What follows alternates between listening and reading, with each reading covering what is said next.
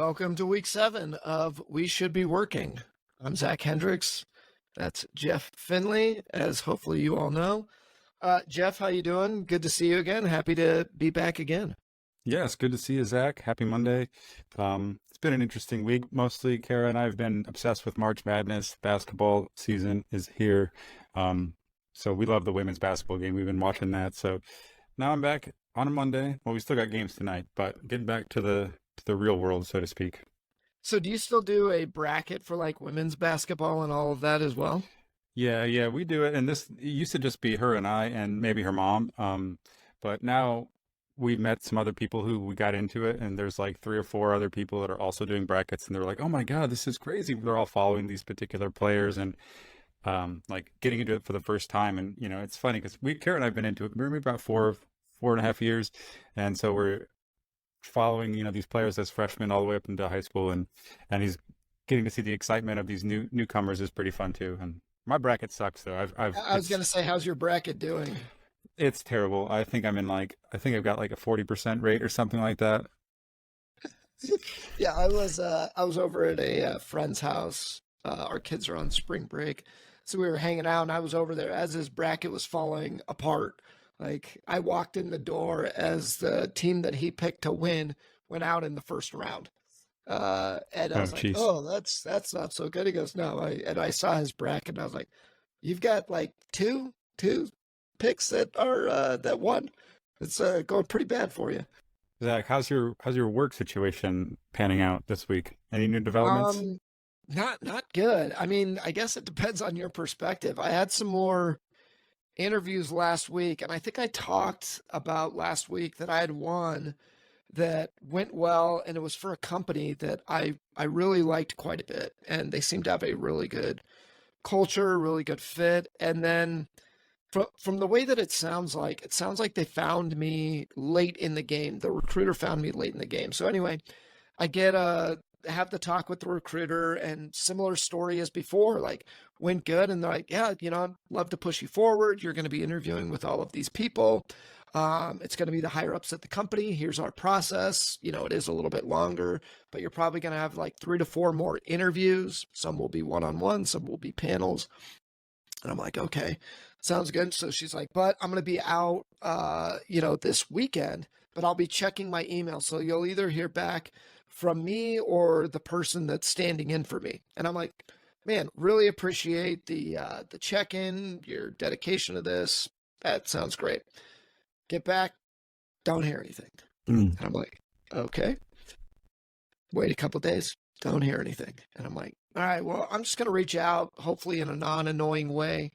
And she wrote me back right away, which was good, and I appreciate it, and was like, look, they've decided that they don't really want to move forward with anybody else at this time. And so really, this recruiter found me late in the game, and I was like, well, is there anything I can do to get my name top of the list? And she's like, not really. She goes, I recommended that they move forward with you. I think that you'd be a great fit here, but it sounds like they're just trying to move forward with who they have. And the hiring manager, she had told me before, is going to be out of town on sabbatical soon. So I'm like, I'm guessing for her, she's already started this process. She wants to finish before she goes on break, and all of that. So she's like, I don't want to bring new people in. Just let's finish with what we have. And so I'm like, now this job that I'm like, I'm like a perfect fit for them. And again, with some of my skill set, got a very niche skill set that not a lot of people have the background that I do. And so it was disappointing that I'm like, oh man, this was going to be great. And I had no idea. And this would be, a good step in the right direction for me, company that I like, and company that could use somebody like me as well. It seemed like a perfect fit. But so now it looks like that's just done and gone. And I'm Mm. like, man, you couldn't spare like 30 minutes to just chat with me and be like, please just see how much better I am than everybody else out there. And if you tell me, Mm. no, you're not that much better, then perfect, fine, done. I'll call it. But it's odd to me when you are at, you're I'm at the mercy of the recruiter, and the recruiter's at the mercy of them. So you have the person doing their job. Their job is to recruit people and bring them in. And you have them recommending people, and hiring managers like, nah, I don't care. You're like, okay, well then maybe I Hmm. don't want to work at this place. That they can't listen to that person and be like, no, you should really take a look at them, and you don't want to. So I'm like, it's difficult. So Zach, you mentioned having a specific skill set that you believe is pretty valuable, and you believe that you're the best candidate for this job. So just, you know, for those listening, what is that skill set? And in case anybody Yeah, wants to hire you. exactly. Yeah, in case anybody's listening. So I have it's weird, but my skill set is in mostly video production, but from a marketing and advertising point of view.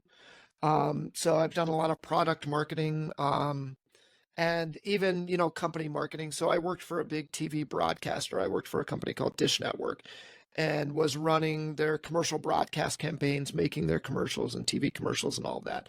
And then I've done a bunch of work for ad agencies and building their videos and building all that. Now, the other skill set that I have that kind of is what makes me a unique candidate is in training and development. So I've gone back and forth between marketing and training and development.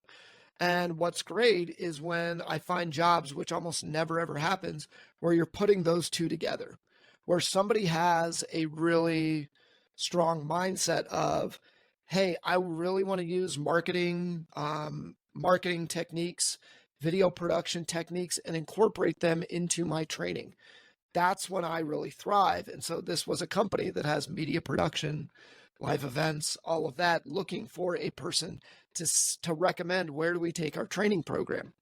And I'm like, well, that's me to a T. Like, you're not going to find anybody that fits better than me for this. And really, because and this is actually, I'm really glad that you bring this up, because it's really, really difficult for me to talk about to employers. And so even Hmm. talking about it right now, it makes me a little bit nervous, is that when I go to media production companies and advertising people, I don't talk to them about the training, because they tend to look down on that. They go, oh, you did training work? You must not be very good then. Marketing and advertising people, I tend to find out for the most part, have a big chip on their shoulder that it's like, if you didn't ever work in an ad agency, you don't fit in our club and you can't do our job. And it's like, no, I just never really wanted to work there. I'll let you guys hire me. You'll hire me to do your work, but because I never worked there, now you think I don't know what it is or how it works, or that I'm not as good as you or anything like that. A lot of them tend to have a big chip on their shoulder. And so if they ever found out that I was working in training, they'd be like, oh, well, that's not very good. Training videos aren't big. You're not working for big brands. You've never been nationally broadcast. I'm like, no, actually, I have. I've made a Super Bowl commercial before. I've had many, broadcasts. I've had award-winning and nominated videos that is done out there, but you're already putting me down because you think I worked in training.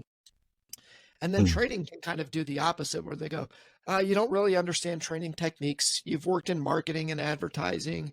You're going to get bored over here, or this or that, or we have a specific skill set. It's not marketing and stuff like that. And they tend to kind of put each other down. So to my training crowd, I only talk about training. And to my marketing crowd, I talk about marketing and video production. Hmm. But they usually don't overlap.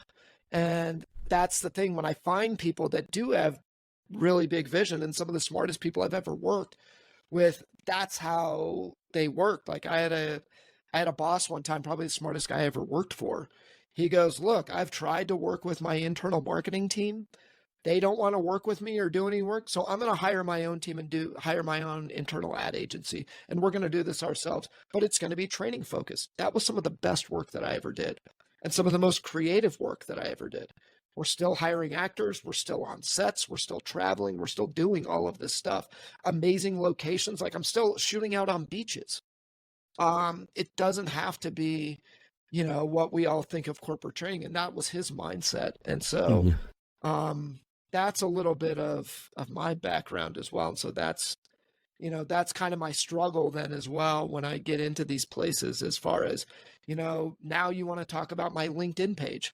Is it more training focused or is it more marketing focused? But really, it's going to be not updated, because I don't want the marketing people to see my training background, and I don't want the training people to see my marketing background. So I keep it vague on purpose, so that when I send a marketing resume out, while it's all still very true and factual, It's not, it doesn't look anything like my training resume. So now I'm making multiple resumes and all of that. So that's another part of my frustration in working right now or not having a job, trying to Hmm. figure all this out. Well, cool. Hopefully somebody hears that and they're like, "Oh, I totally get it." Yeah, you know. Yeah, exactly. I was like, just look at the work, not at what it is and all that. And so, it kind of reminds me of what I was saying a couple weeks ago, where it was too bad. A recruiter was all ready to move me forward with a job, and then he goes, "Sorry, they're not willing to overlook that you don't have a degree." And I'm like, "Yeah, I never finished my degree. I went to film school. I was there. I did all of that, and I left by choice because I knew my degree wasn't going to be worthwhile in the film business. But apparently, it would be worthwhile in other industries." And it's like, Yeah. they didn't care anything about my background or experience. They just wanted me to have a piece of paper. And that's discouraging as well, where Just it's not for like, you, not the right fit, I guess, you know. exactly. No, it would not be the right fit for me. I was, in some ways, while I was disappointed that that mindset still exists, I'm happy that I don't have to go work for those people that think that they're better than anybody else because they've got a diploma, or a Hmm. degree or something like that. I'm like, I just want to look at your work. Is your work good? Yeah, then let's work together. I don't care what certification you have, unless you're a doctor, medical doctor. Please, I need you to actually be certified and not just figured out how to do surgery off the street. That I would prefer. Anyway, Right, right, so right. as far as work goes for you, anything you should be working on or did work on? Well, I mean, this week I kind of had a little bit of a panic. I felt like we have a great, I'm, I'm a sorry, I'm accomplishing a lot of my creative goals. Like I'm doing this podcast with you. I feel great about doing that and putting it out there. I've been reviving all of my old box of Milk music and putting that out there. And it's more of an archival project, but it feels like, working on something that means something to you and you finish it, how good that really feels. So that's part of me is like, I'm very accomplished. But then as soon as I'm done with that, this creeping dread comes back into my mind that says, yeah, but none of that's going to pay the bills. You're not doing what you should be doing. You should be out there looking for jobs. You should, there's a Sheets opening up around the corner. Why, you could apply there. And I'm like, I don't want to work there. And I'm like, should I work there? Is that what I have to do? Am I at a stage in my life where I have to like go back and work these jobs because I've built up an ego of myself that says I'm better than that, and I need to humble myself and go do that? And I'm like, who knows if they would even hire me? That's assuming that I they would know. that they would even hire me. And speaking of which, I started looking at I'm on Craigslist, and I don't know if I said this before, but I had saw a job up in Akron it was an apparel company looking for illustrators and designers, and I was like, all right, I think I'm perfect for that.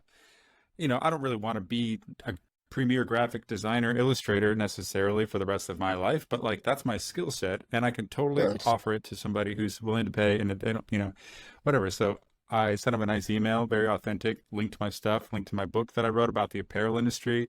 I feel like I've got the credentials, but I wasn't sure if it was remote or if it was in person. So I'm like, do you offer remote? Well, I mean, I never got a reply, so I'll never know.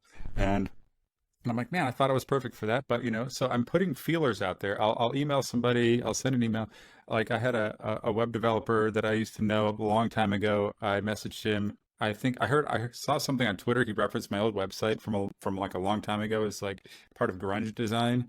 And I was like, oh my God, I forgot. I remember that guy. So I sent him an email saying like, hey dude, that's so cool. Long time no see. How you doing?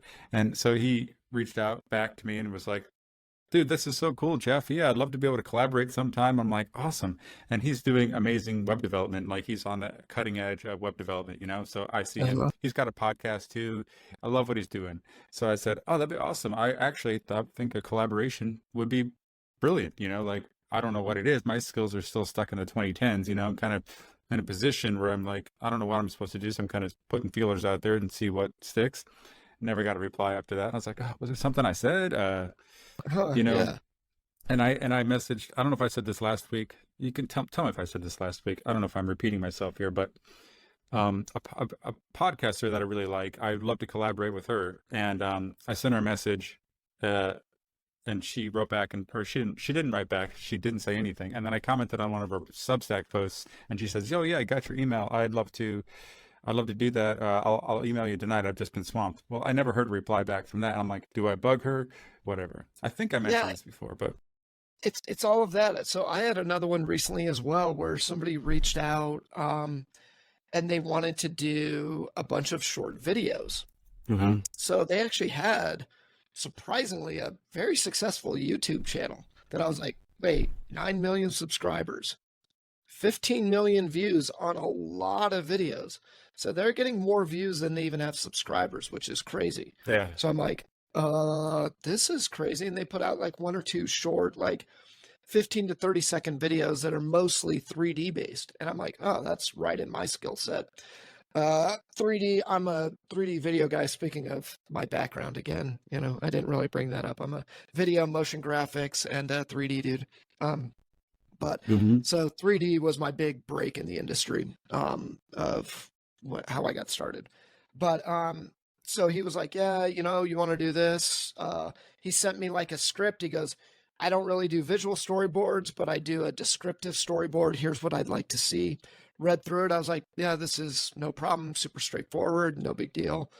And then he was like, yeah, let me know what rate would be and if these timelines would work or what you would think, and maybe we can work something out. And I was like, oh man, if I could just do this and work on these YouTube videos, that would be sweet.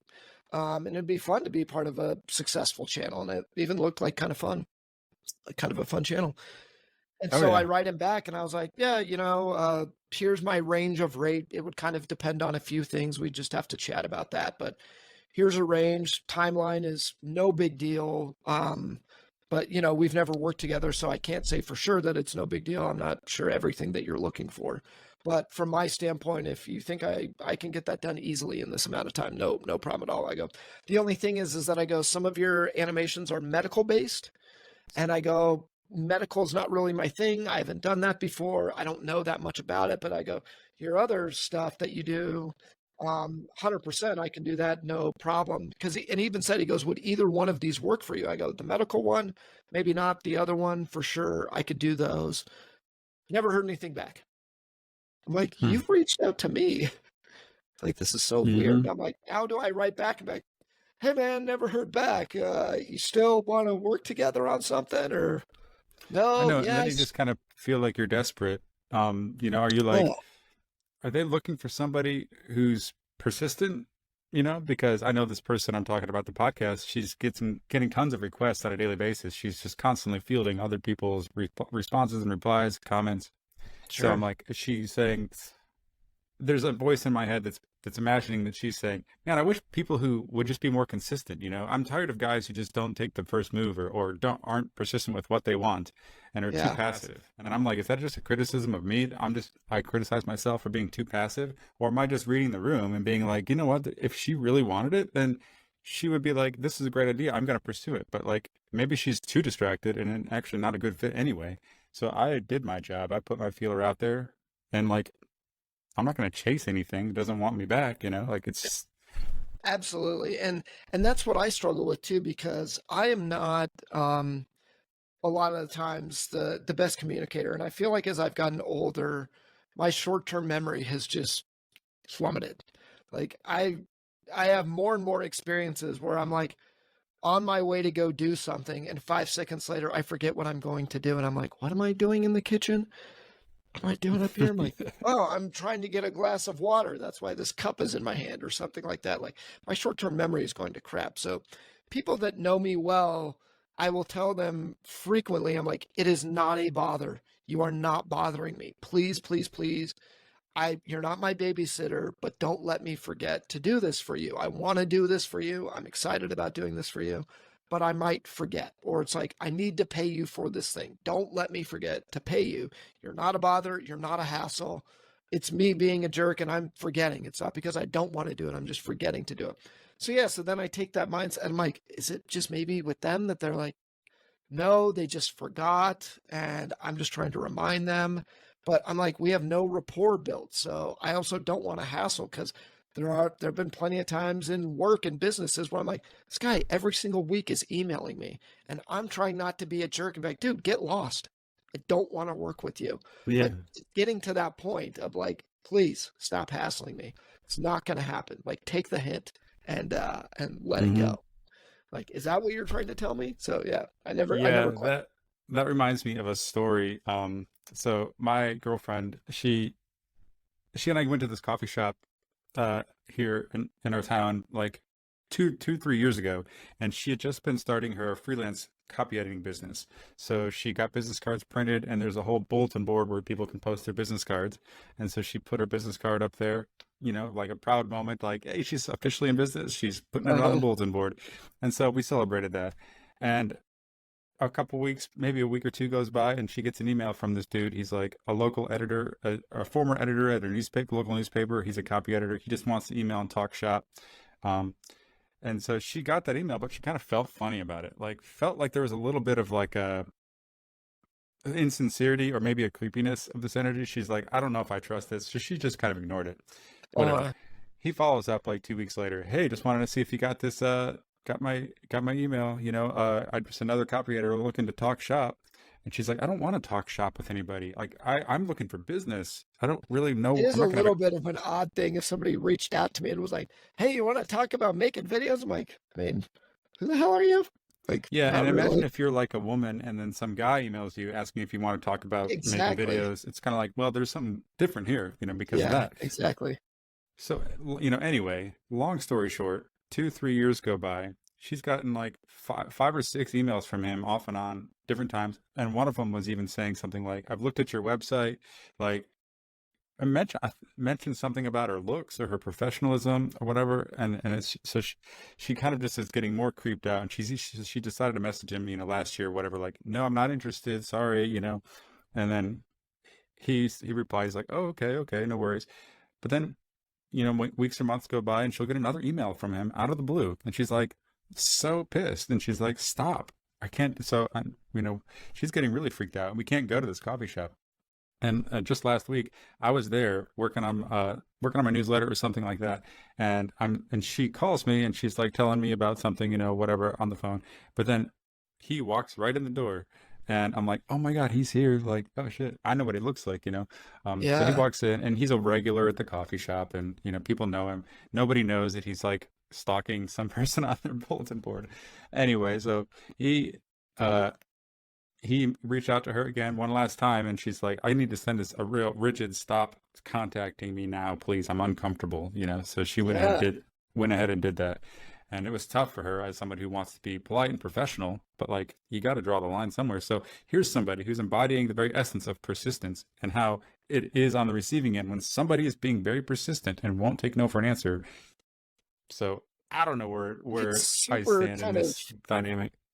yeah, because, yeah, well, and it sounds like that guy's got some creepy stuff as well. Like, reminds me of a story back when I was in my 20s. I was at a bar with some friends, and it was at this new place, and, you know, we're sitting there and we're having a good time.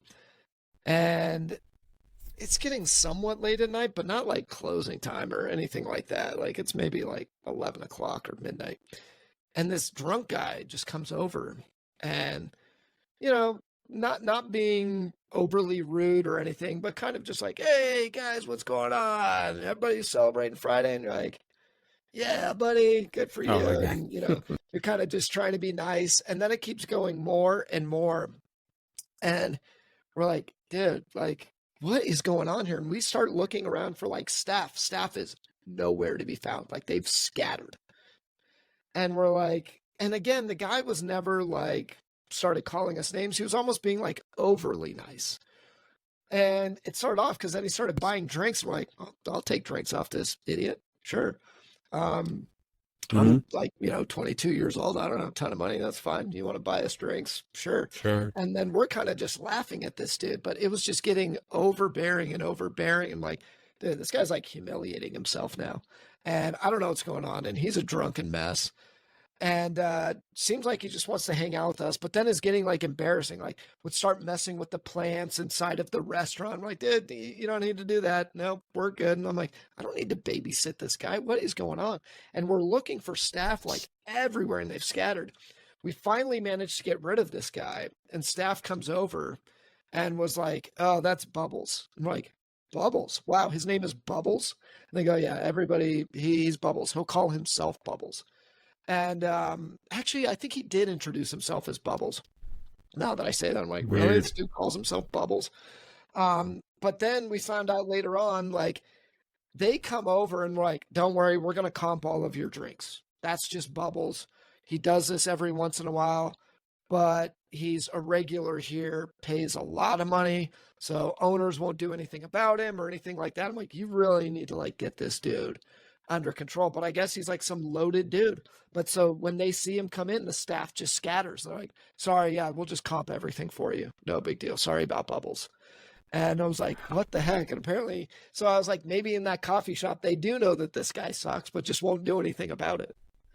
Like, this Yeah, guy's I a know. creepy dude.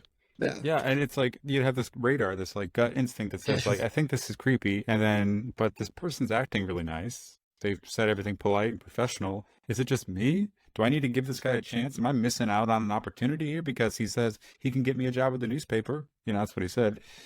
And And then imagine if as I a was in a female, though, too. Like, as a yeah, yeah, female. yeah. Oh, Right. man. So fortunately, she's in a position where she's not desperate enough where she's like, oh my God, I need a job. Now, Yeah. okay, so now take me into my situation. I'm feeling a little desperate for employment or something, but so say I get an offer and I'm getting a little creeped out by it, but there's an offer on the table that I'm like, maybe I should just, maybe I'm just off. Something's wrong with my perception here. Maybe I'm just being judgmental. So I should take this opportunity. And usually, almost 100% of the time, you know, you realize that it was a bad opportunity and there's a reason why you felt suspicious about it. Yeah, it usually does go that way. Like, you can usually sniff it out. But yeah, you're right. Sometimes in the desperation or this or that, you're like, something just is not feeling right here. And that is it. That being said, with everything going on with you, and stress levels, like I know for me, I'm still obviously very stressed. And it kind of comes and goes with me. Like if I get some good news, it'll help me out. But if I'm not, I'm like not sleeping well either. How are Hmm. you sleeping? You sleeping at all or not really?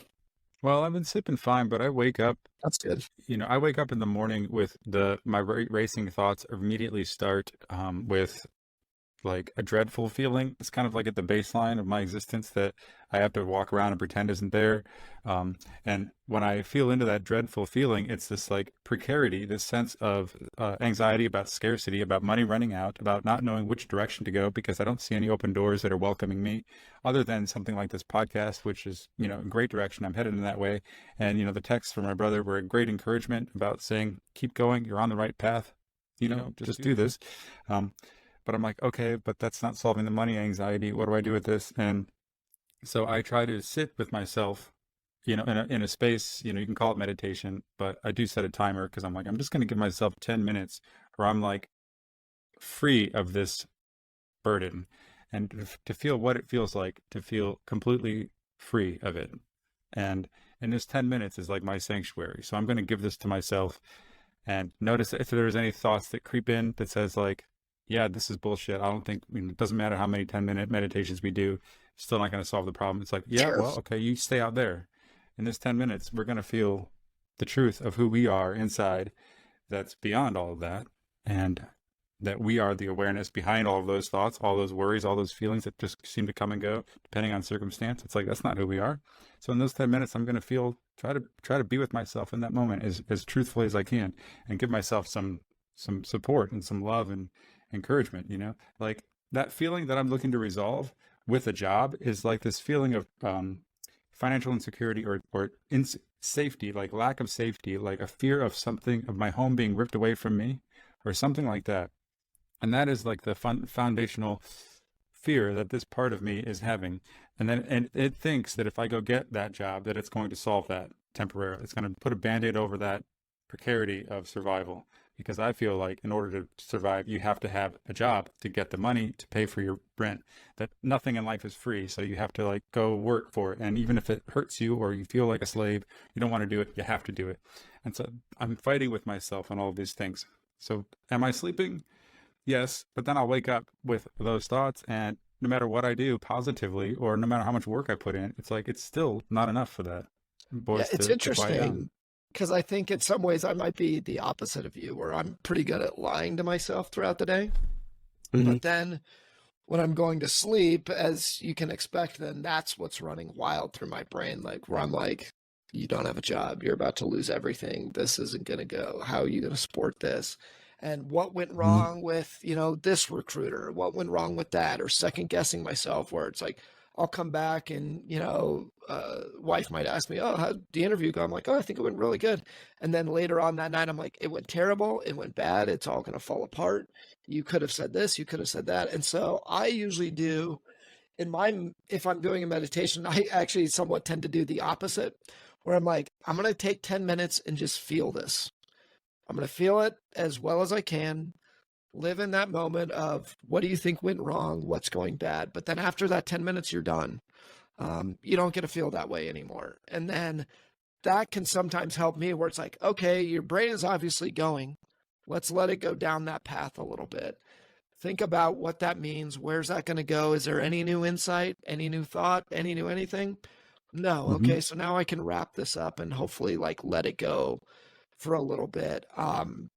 So yeah, in some ways, I think I'm really good at lying to myself throughout the day. I'm like, oh, I'm not feeling it. And then I go to sleep and I'm like, oh no, I can't stop it. So it's like I have to take time and really feel it and embrace it. So it's not this whole like you're just bottling it up for a panic attack later on, Hmm. type of a thing where it's like I Yeah. need to live in that moment a little bit and embrace it. Um, and then I can kind of feel good where it's like don't run away from the feeling of that, but also don't let it control everything. Because yeah, when I go to sleep, it just controls everything.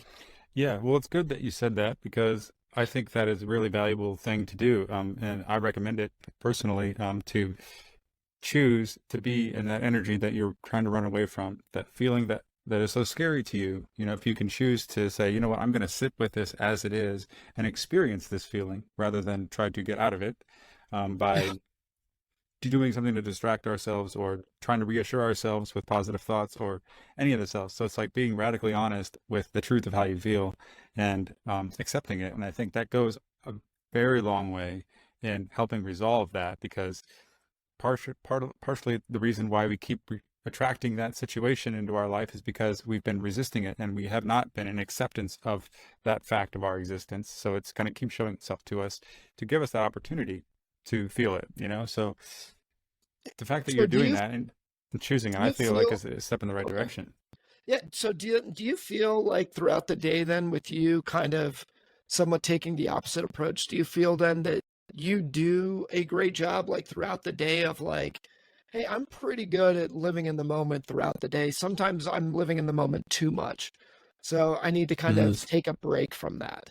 Is that kind of how what you feel and you're pretty good at that? Yeah, I feel like I am very much in my feelings most of the day. Honestly, because a big part of my drive as a human is about truth and about love. So anything that's going on internally, I recognize as something that needs love and attention. And it's usually conveying something about my perception of reality that's out of alignment with the truth, or something where I'm being reactive to something. So I kind of want to inquire. So I spend a lot of time looking inward. And in fact, that's kind of how I experience reality most of the time. So it's like sometimes I'm too introverted. A lot of the times where I'm too introspective, and I often am overly aware of my thoughts, overly aware of the sensations happening in my body. So it's kind of like, oh, something happened. I'm all of a sudden feeling this dissonance, this unsettled feeling, this dread, and I kind of want to go into it and feel it and be curious about it.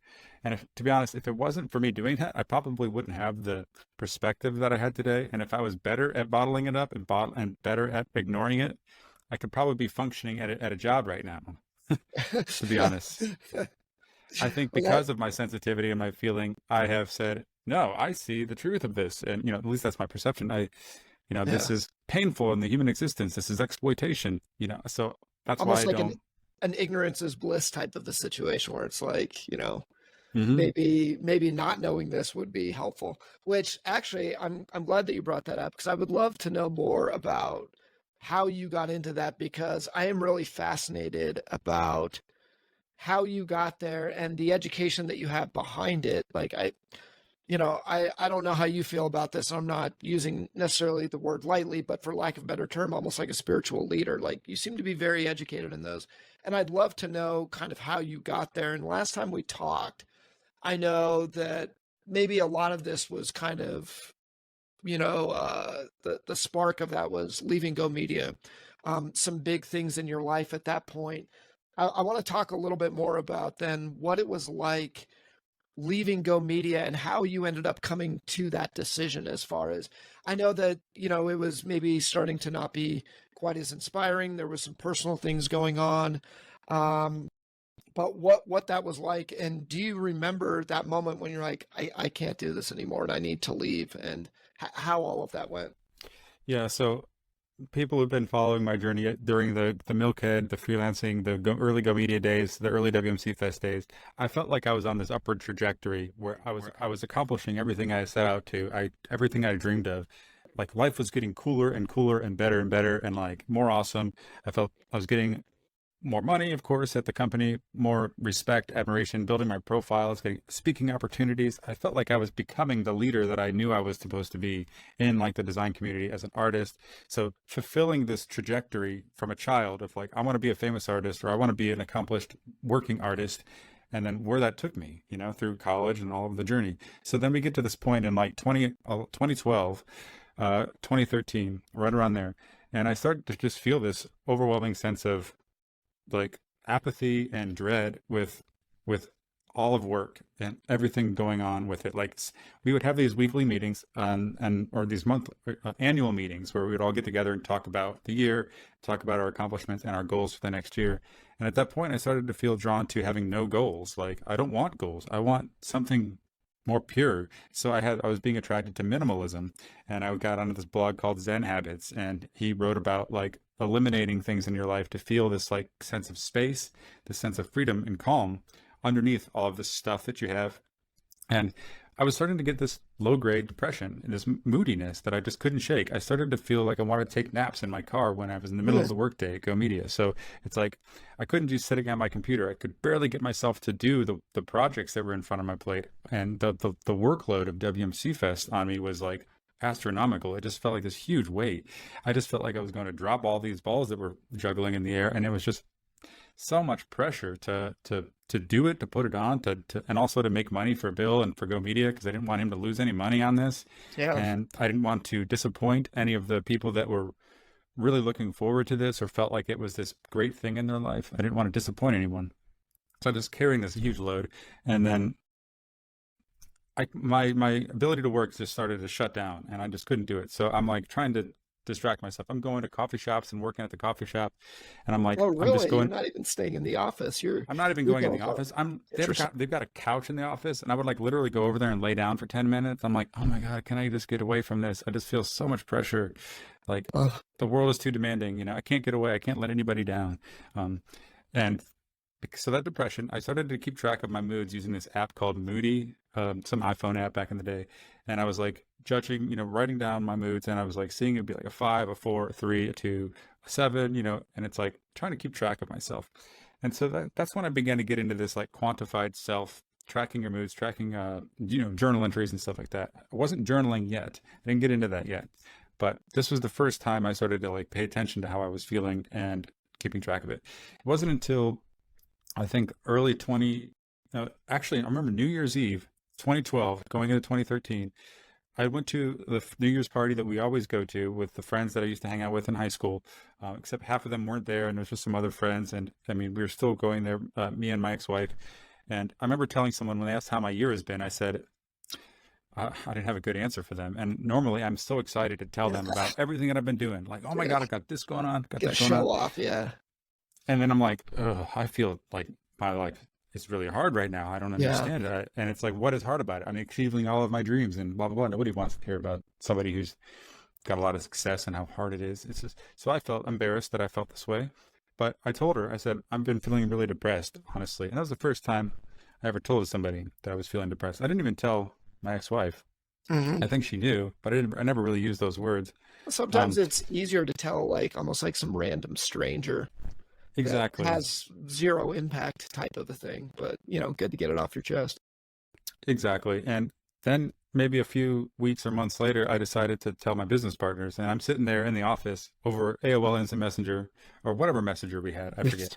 And I messaged Bill from across the office, and I'm like, "Hey, Bill, I think can we talk about something?" And he's like, "Sure, Jeff." And I was like, my heart was pounding so hard because I felt so scared to tell him that I'm not feeling good about myself or work or the company, or where we're going. I know this was bad news for me that I was delivering. And Sure. he was understanding, he was like, "Oh, we kind of figured something was going on with you, and we Gotcha. want you to take as much time as you need and we can talk about it or whatever." I thought they were going to make fun of me or shame me or tell me that I'm lucky to have this job, which, that did happen, but Yeah. it wasn't like the main sentiment. When we Sure. did talk about it, they brought that up, how like, maybe, is it just all in your head? Do you need to go to therapy? Do you need to read this book about feeling good?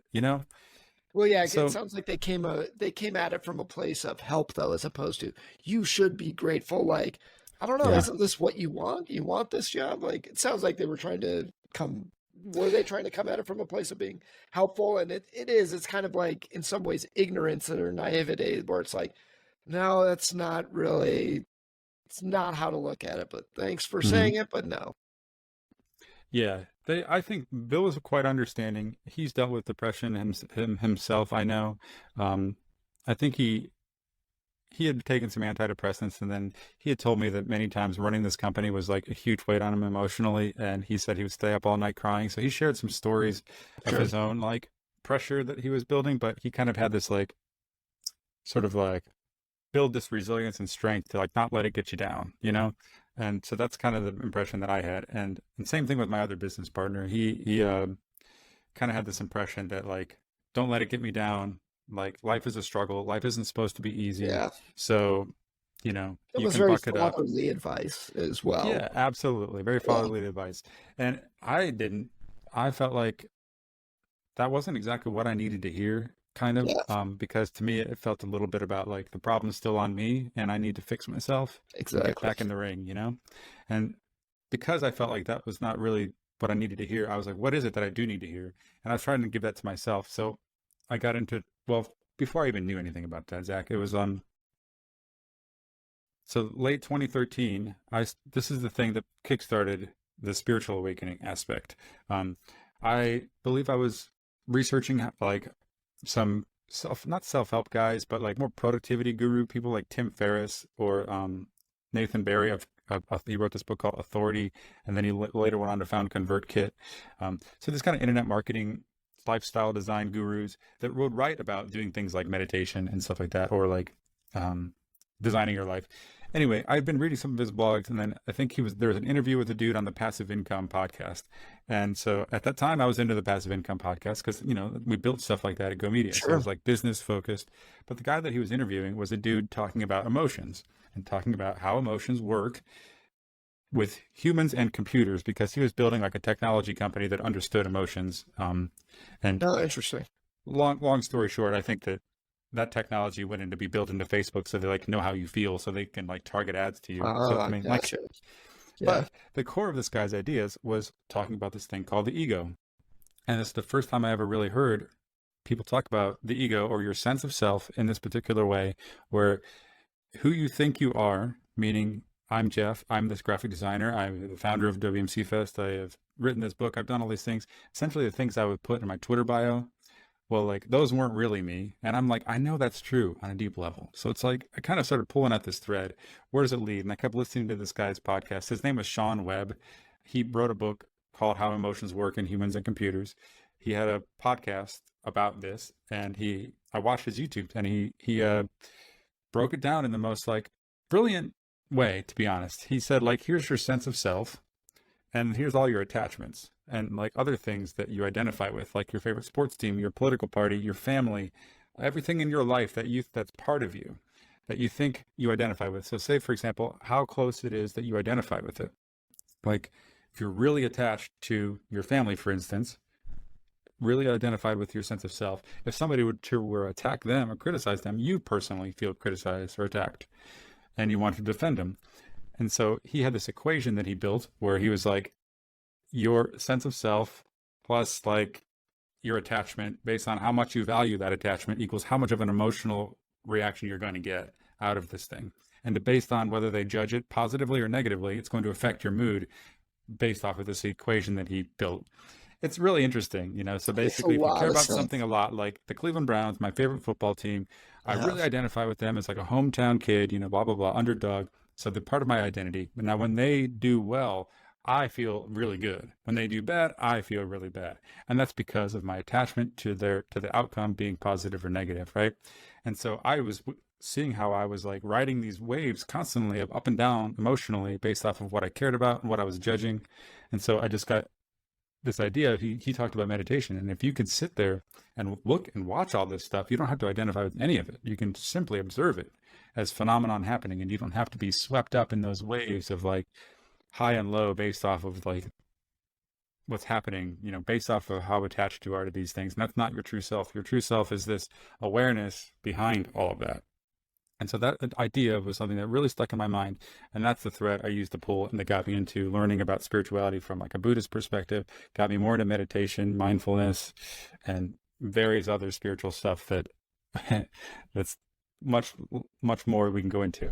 So would you say then that from, I don't know, in retro, with the power of retrospect now, that some of the stuff going on at Go Media or the decision to leave and all that was too much of your identity was wrapped up in Go Media's success or failures.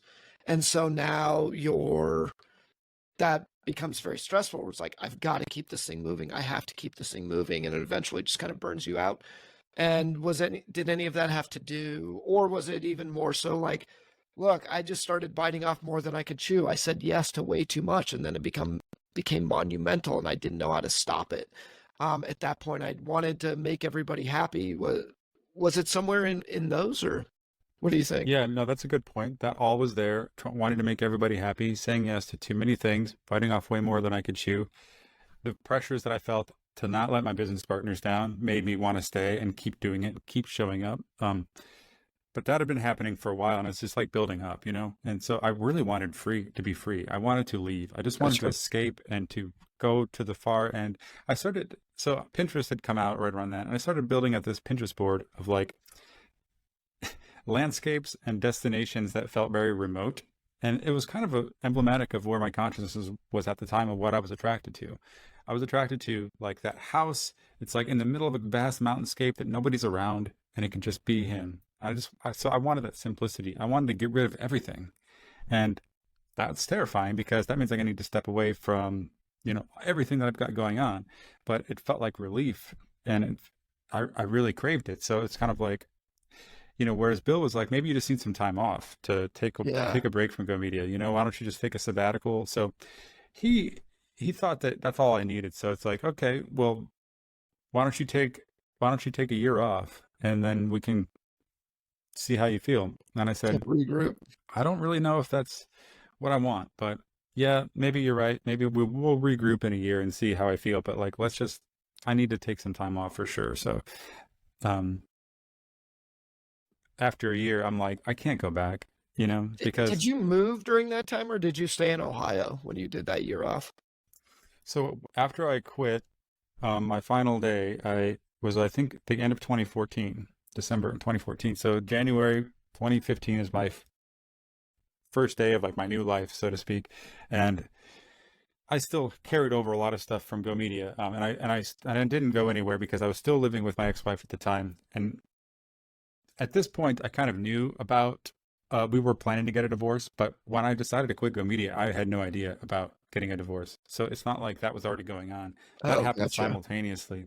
So I wasn't planning on traveling or going anywhere. I was not planning on leaving. Happens. Yeah, I know. I was getting a lot of doubts about the marriage too. I was feeling very ambivalent and I was feeling like something was wrong that I couldn't put my finger on. And so like the whole year this was happening to me, I kept getting signs in the marriage that like things were not right. Like my ex-wife would be like gone unexplainably for a while, and then when she came back, when I asked her about it, she gave me this very cryptic answer that was like, whoa, that's not like you. I'm like, yeah, but okay, I mean, I'll give you the benefit of the doubt, like, sure, why would I have it to believe any otherwise? But that kept happening a few times, and I started to have dreams that she was having affairs with my friends.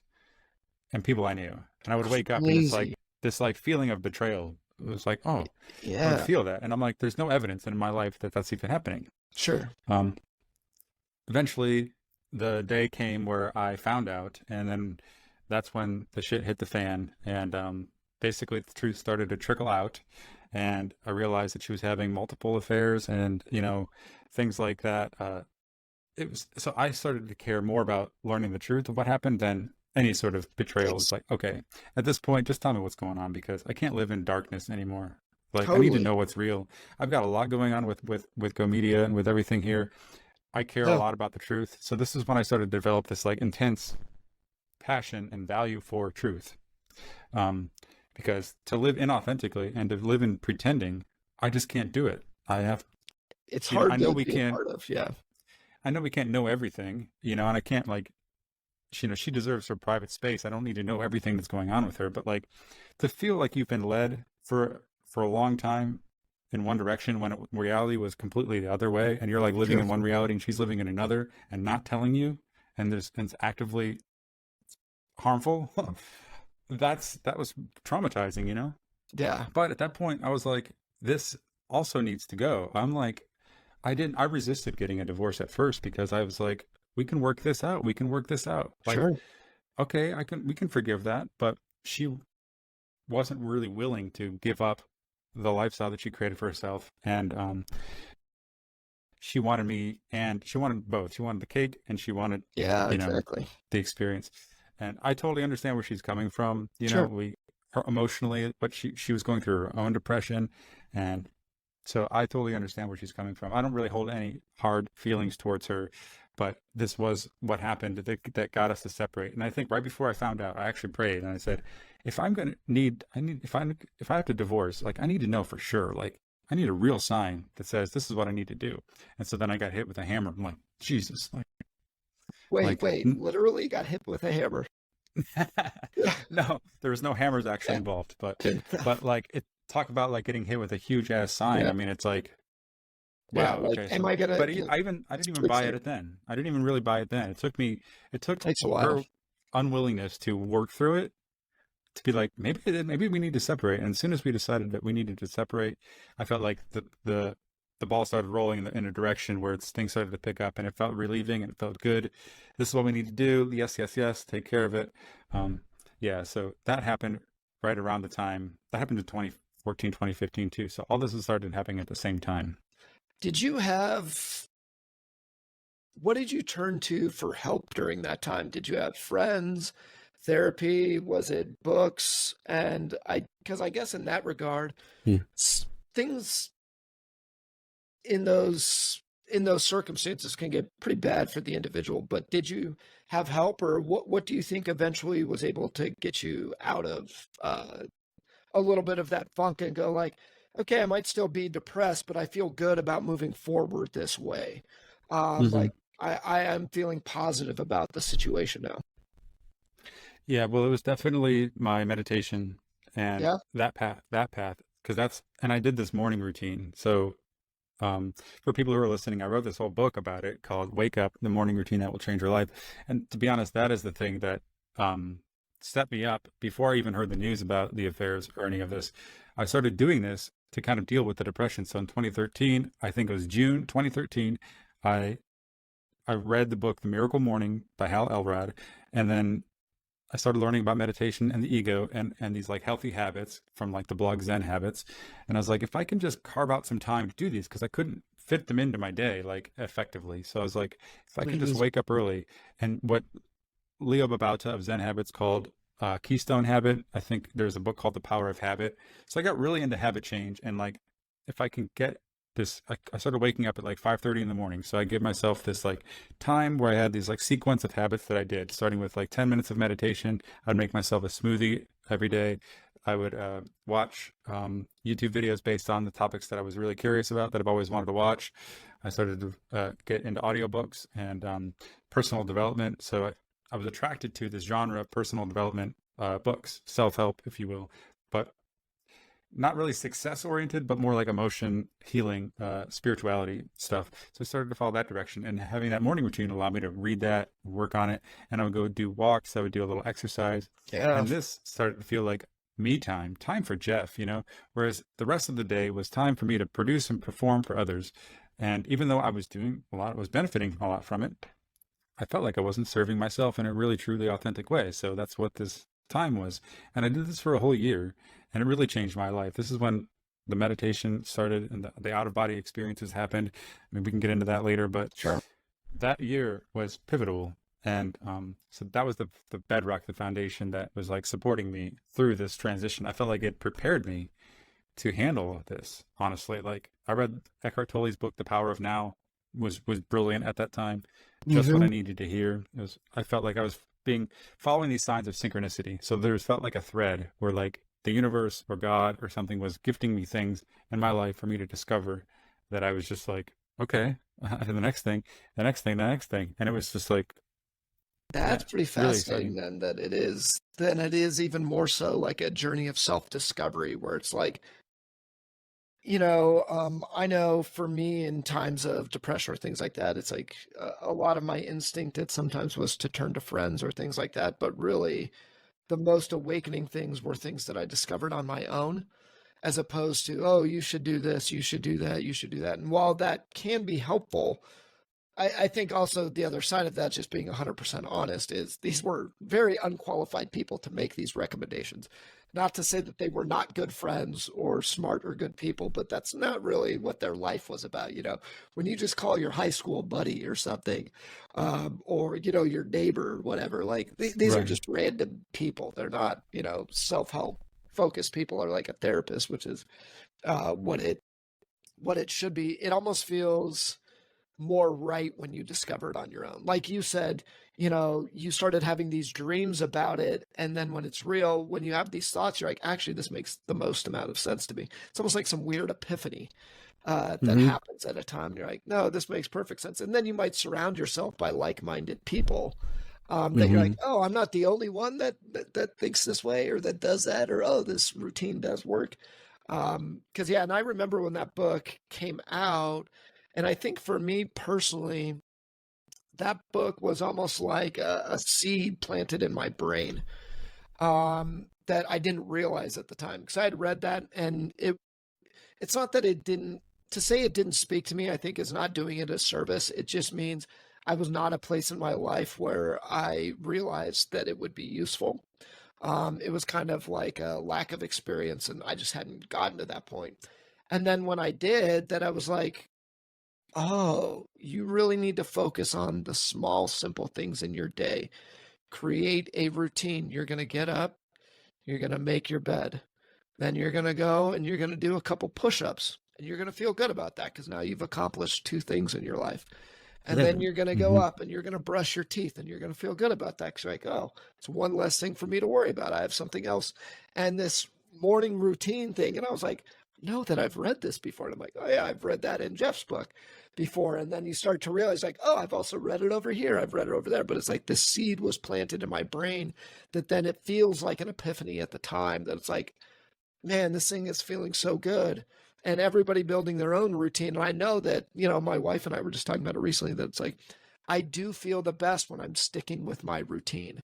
And I know that maybe I'm getting more depressed or something like that when I'm not sticking to it.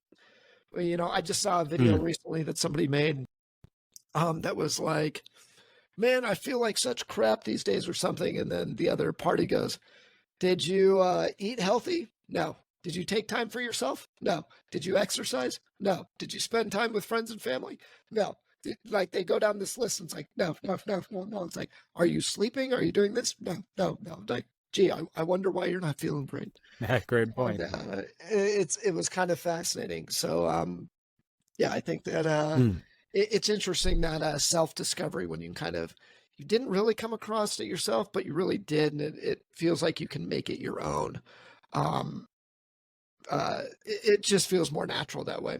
Um, Hmm. that being said, we're I want to wrap things up here a little bit because I do want to get into. I feel like we're right on the verge of the spiritual awakening, which I'm super fascinated about. So I hope the listeners are as well. I've been holding back on a lot of things, and there's a lot of stuff that if you've been following Jeff for a while, that uh, to me, his spirituality has been really, really fascinating. And while I don't fully understand that, that's why I'm hoping to get more out of it. And I think that we'll have a great next episode for all of that. So, um, for anybody listening, we'd love to hear what your routines are.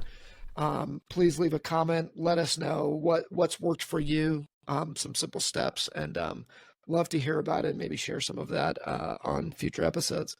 That being Yeah. said, anything that's been inspiring for you recently? Well, as I mentioned before we started recording, there was this talk by the CEO of Patreon. He just released it. It was from South by Southwest earlier this week, um, and it was about the the future of creative work online. And this guy is an incredible speaker. If anybody's seen him speak, I mean, it's ridiculous because he's this artist, this musician that grew up in the early 2000s, posting on YouTube, posting on MySpace. Anybody who's our age will know what this was like on the early internet as an artist, getting your work out there. And when the follow button was introduced, he talked about that was like a life-changing experience because you as an artist have the opportunity to not only just put your work out there, but now have people subscribe to you, and then they're going to see the next thing that you put out. And so that development, which I think was around 2007 or something like that, that changed his life, and he blew up with his band. And then in 2013, I think he decided to create Patreon. And then we all know what Patreon is now, because your favorite podcast is probably like subscribe to our Patreon. So anyway, he built this big $1 billion business, with doing Patreon. But anyway, this talk was about how he believes that the death of the follower is happening, and here's how to where he sees the future going. And it just talks about what he's doing with Patreon and stuff. But that was a really inspiring video.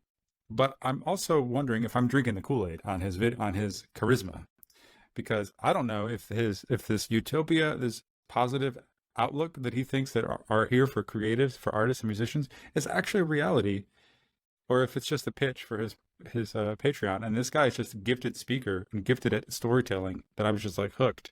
And I think, it's like you get this high, this buzz after watching it, and you're like, oh my God, I think I'm going to sign up for Patreon. Shit, I'm going to like email my followers and be like, hey guys, donate to my Patreon. I've got some like, behind the scenes stuff for you to check out, but like, I know how it's going to go. I'll do that. I'll get like zero.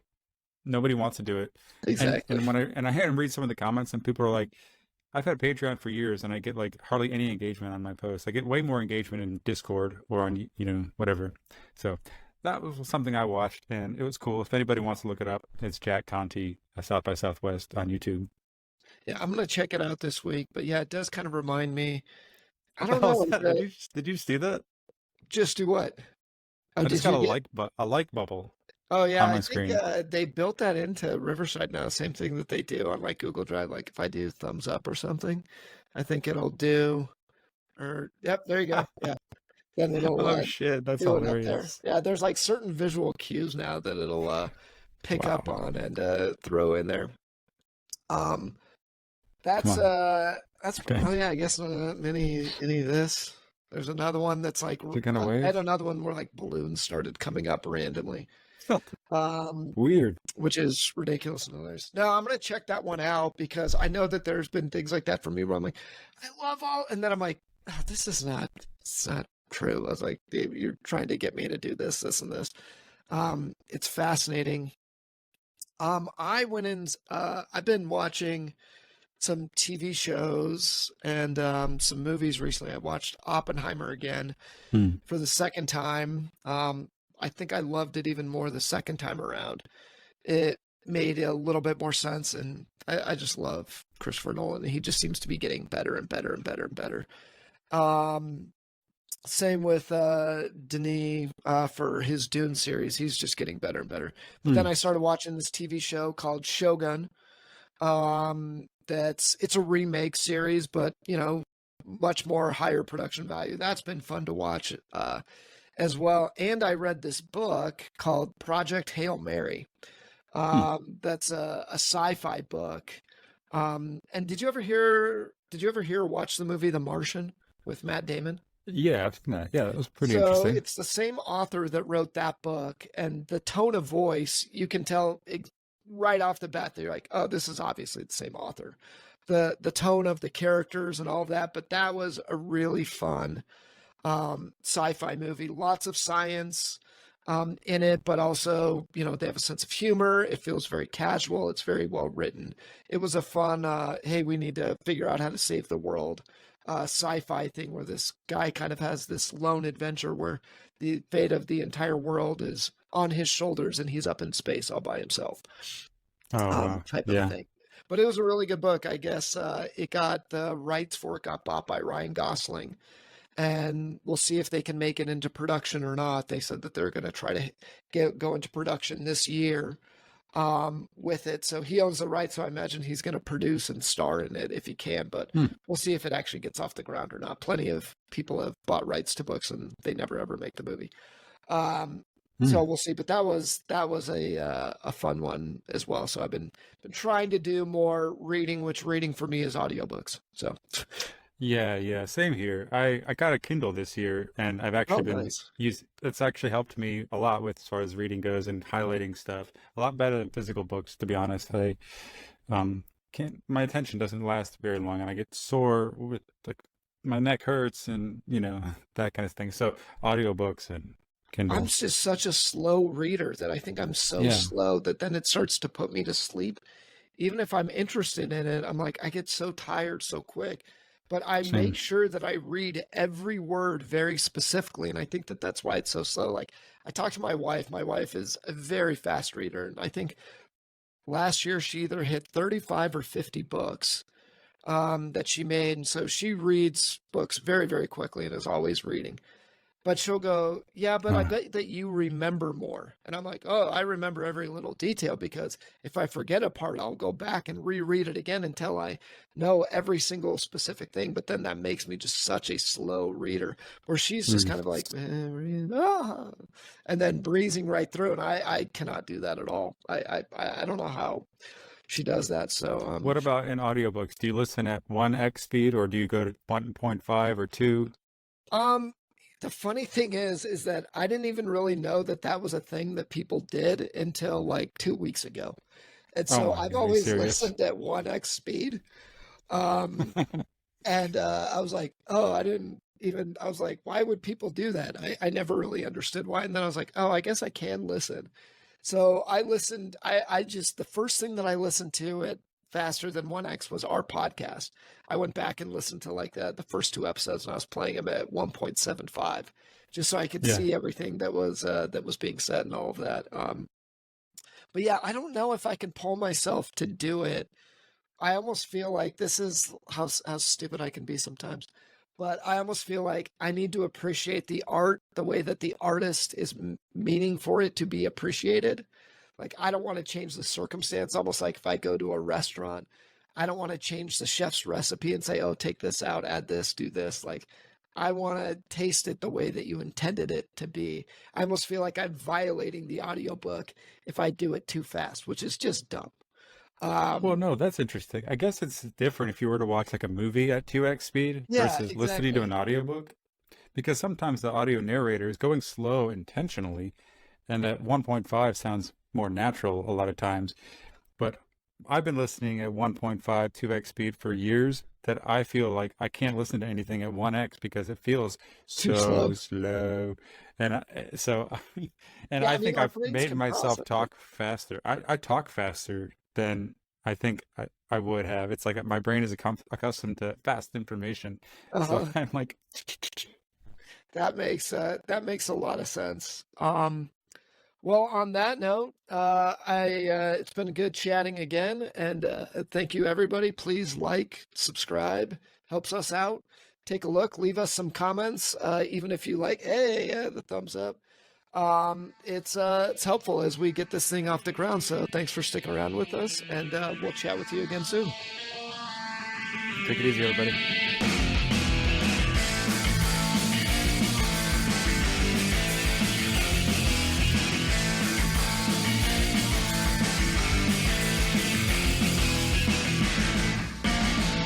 That's stupid. I'm not doing that.